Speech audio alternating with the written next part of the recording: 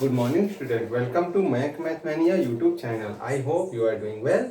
Today we will discuss class 10th real number यानी वास्तविक संख्याओं को आज हम टोटली हिंदी में डिस्कस करेंगे, ठीक है। क्योंकि लोगों की शिकायत आ रही थी कि आप हिंदी मीडियम में नहीं बना रहे वीडियो, तो उनकी भी बात को ध्यान में रखना है, इसलिए मैं बना रहा हूँ हिंदी मीडियम में भी। तो सबसे पहले आइए बात कर लेते हैं वास्तविक संख्याओं में संख्या की। आखिर इस दुनिया में कितने प्रकार की संख्याएं हैं? तो आप कहोगे ये जो संख्याएं हैं बेटा वो दो प्रकार की होती हैं, ठीक है। एक होती है वास्तविक संख्या और एक होती है काल्पनिक संख्या। समझ रहे हो?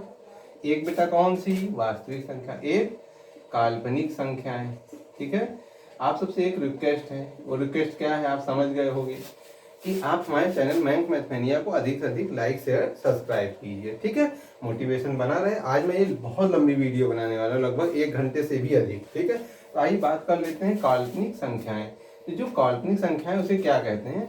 कोई भी संख्या अगर उसका स्क्वायर कर दीजिए, ठीक है, तो उसका मान अगर निगेटिव आ रहा है तो ऐसी जो संख्याएं हैं वो बेटा क्या होंगी? काल्पनिक होंगी, ठीक है। इतना समझे ना? वो संख्याएं जिसका हम स्क्वायर कर दें और वो मान माइनस में दे दे तो वो संख्या क्या होती है? काल्पनिक। जैसे √-1 हो गया, √-2 हो गया, इन सब का स्क्वायर करोगे तो आप जान रहे हो निगेटिव में ही वैल्यू पाओगे। अप टू डाटा कोई भी संख्या उसके ऊपर रूट और अंदर वैल्यू माइनस में दिए रहे ना, तभी वो हट जाएगा, रूट माइनस में आ जाएगा, इससे संख्या क्या होंगी? काल्पनिक होंगी, ठीक है। आइए हम बात कर लेते हैं वास्तविक संख्या। तो वास्तविक संख्या जो होता है वो आपकी दो प्रकार की होती हैं, ठीक है। एक दशमलव के साथ और एक दशमलव के बिना, ठीक है। दशमलव साथ, दशमलव बिना, ठीक है। दशमलव बिना। तो ये जो दशमलव बिना वाली है वो कौन कौन सी होती है? तो आप समझिए, जो दशमलव बिना वाली होती है वो पूर्णांक होती हैं। कौन होती हैं? पूर्णांक, ठीक है। पूर्णांक। ये पूर्णांक कैसे कितने प्रकार के होते हैं? पूर्णांक क्या होते हैं? तो सभी धनात्मक वैल्यू, ठीक है। इसको थोड़ा मैं इधर कर रहा हूँ, ठीक है। सभी धनात्मक वैल्यू, ठीक है, और सभी ऋणात्मक वैल्यू, सभी ऋणात्मक वैल्यू, ठीक है। ऋणात्मक संख्याएं, धनात्मक संख्याएं और शून्य बेटा, 0 यानी शून्य। इसका बहुत बड़ा योगदान है शून्य का, ठीक है। आपको ये जान लीजिए, जब प्रोजेक्ट आपको तैयार करना होगा तो शून्य पे प्रोजेक्ट आप बनाइए जरूर, ठीक है। तो चलिए अब हम बात कर लेते हैं धनात्मक संख्याएं। जैसे +1 से स्टार्ट होंगी, +2, +3, ठीक है, up to dot dot dot, ठीक है बेटा, अनंत तक, ठीक है। और इसी तरह ऋणात्मक संख्या -1, -2, -3, ठीक है, -4 up to dot dot dot dot infinite, ठीक है। काहे में? माइनस में। तो बेटा देख रहे हो, सभी ऋणात्मक वैल्यू इधर बढ़ते चले जाओ, सभी पॉजिटिव वैल्यू इधर बढ़ते चले जाओ, ठीक है। और शून्य, शून्य जान रहे हो ना? तो आप समझ रहे हो कि अगर सभी प्लस वाली वैल्यू है तो वो प्राकृतिक संख्याएं हो। क्या है बेटा? प्राकृतिक संख्याएं, ठीक है, प्राकृतिक संख्याएं। जबकि इधर जो है आपकी क्या? शून्य, शून्य तो बेटा शून्य है, ठीक है। तो मैं कह दूं कि अगर आप प्राकृतिक संख्या, आप 1 से स्टार्ट होती है, इनफाइनाइट में खत्म होती है, लेकिन मैं 0 और इनफाइनाइट ले लूं, 0 और इनफाइनाइट, तो ये बेटा पूर्ण संख्याएं हो जाती हैं। क्या हो जाती हैं? पूर्ण संख्या। आपको ऐसे ही बनाना है, ऐसे ही नोट्स बना लेना है, ठीक है। ये क्या होती है? पूर्ण संख्याएं, ठीक है। Past to be noted that. तो आप समझ गए होंगे कि बेटा यहाँ पूर्ण संख्या मतलब कोई वैल्यू दशमलव में नहीं दिखने वाली है, ठीक है। इसलिए इसका नाम क्या है? बिना दशमलव, ठीक है। अब आइए बात कर लेते हैं इसके आगे किस चीज़ की? दशमलव वाली। तो जो दशमलव वाली होती है वो 3 प्रकार में डिवाइड होती है, ठीक है।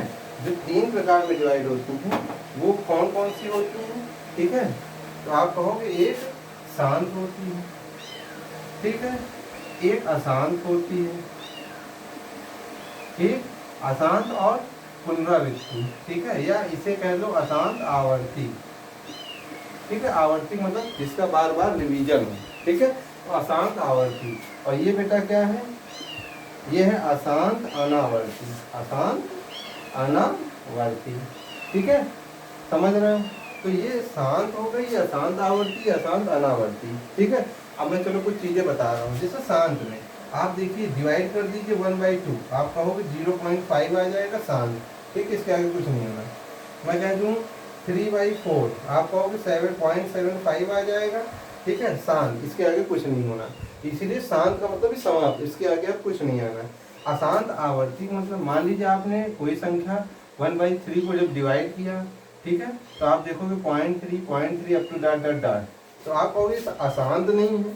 और आवर्ती इसलिए क्योंकि 3 का बार बार बार बार रिपीटेशन हो रहा है। ठीक है, समझ रहे हो। अब इसी तरह जैसे मैं कह दूँ 0.45, ठीक है, 45, ऐसा अगर कुछ हो रहा है, वैसे तो नहीं होना चाहिए, यहाँ पर 43 कर लीजिए। ठीक है, 43 43 43, ठीक है। अगर 43 43 43 अप टू डॉट डॉट ऐसे चलता चला जा रहा है। तो यहाँ भी देखिए 43 का क्या हो रहा है बेटा, रिपीटेशन हो रहा है, यानी बार बार आ रहा है। तो इसी आवर्ती के कारण अशांत इसलिए क्योंकि बढ़ती चली जा रही, खत्म नहीं हुई। आवर्ती इसलिए क्योंकि 43 का क्या हो रहा है, बार बार पुनरावृत्ति हो रही है। ठीक है, अशांत अनावर्ती की बात कर लेते हैं। तो अशांत अनावर्ती क्या है बेटा, कि जैसे मैं कह दूँ 0.10, फिर कह दूँ 0.100, 100, 100, ठीक है, अप टू डॉट डॉट। ठीक है, 0.12, 122, 122, 12 अप टू डॉट डॉट। आप देखें क्या 10 के बाद 10 आया क्या, नहीं ना, 100 आया। फिर यहाँ पर देखो, अब यहाँ से सीक्वेंस पूरा बिगड़ गया।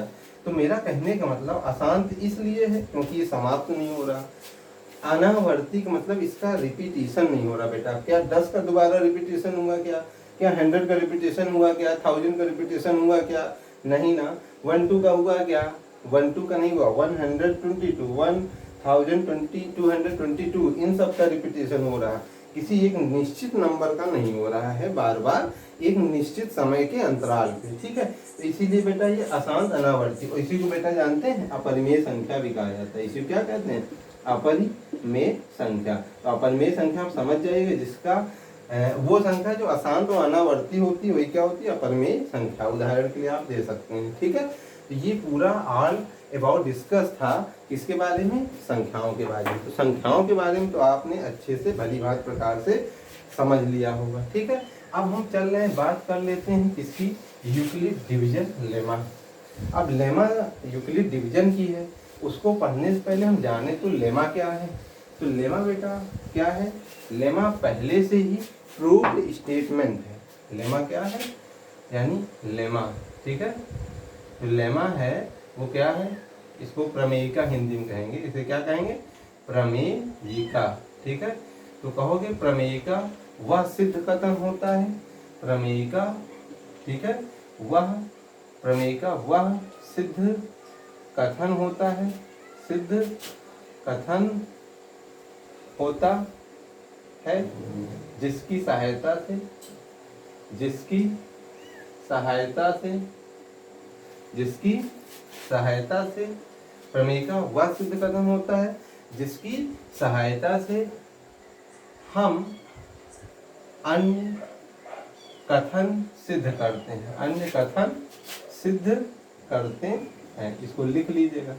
ठीक है, अन्य कथन सिद्ध करते हैं।